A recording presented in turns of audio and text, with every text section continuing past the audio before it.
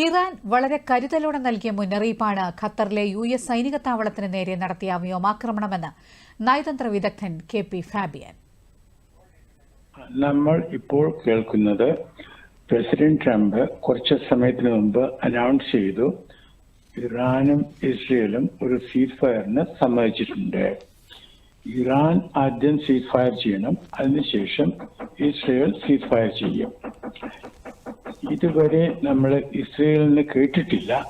എന്നാലും ഇന്ന് Iran 4 AM early morning Iran announce ചെയ്തു ഹോസ്റ്റിലിറ്റീസ് എൻഡ് ചെയ്തെന്ന്. ഇതുവരെയും ഇസ്രയേലിൽ നിന്ന് പിന്നെ അറ്റാക്ക് ഉണ്ടതായി നമ്മൾ കേട്ടിട്ടില്ല. അപ്പൊ ഇതിൽ നമ്മൾ മനസ്സിലാക്കാനുള്ളത് ഒന്ന് രണ്ട് കാര്യങ്ങളാണ്. ഒന്ന്, പ്രസിഡന്റ് ട്രംപിന്റെ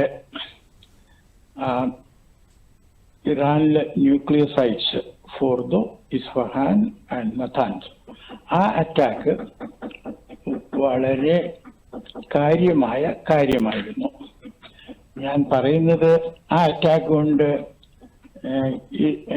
ഇറാന്റെ ന്യൂക്ലിയർ സെൻട്രിഫ്യൂജസും എല്ലാം തകർത്തു എന്നല്ല ഞാൻ പറയുന്നത്. പക്ഷെ ആ അറ്റാക്ക് ഇറാനെ സംബന്ധിച്ചിടത്തോളം ഒരു മുന്നറിയിപ്പായിരുന്നു.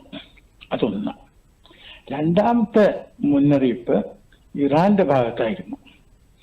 അമേരിക്കയ്ക്ക് ആ പ്രദേശത്ത് റീജിയണിൽ 19 ബേസസ് ഉണ്ട്.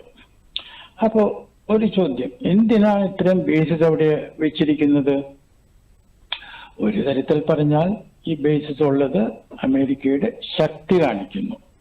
അമേരിക്കയ്ക്ക് ഒരു എമർജൻസി ഉണ്ടായാൽ പെട്ടെന്ന് ഇടപെടാനുള്ള കരുത്തുണ്ട്. അതൊരു തരത്തിൽ. വേറൊരു തരത്തിൽ നോക്കിയാൽ ഇത് അമേരിക്കയുടെ വൾനറബിലിറ്റിയാണ് കാണിക്കുന്നത്. കാരണം 19 ബേസുകൾ അവിടെ ഉണ്ടെങ്കിൽ ഇറാനെ പോലെ ഉള്ള ഒരു എതിരാളിക്ക്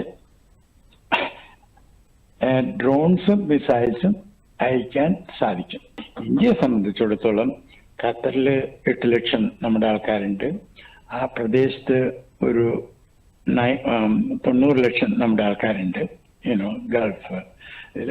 അപ്പോൾ ഇതെല്ലാവർക്കും ബുദ്ധിമുട്ടായതിന്.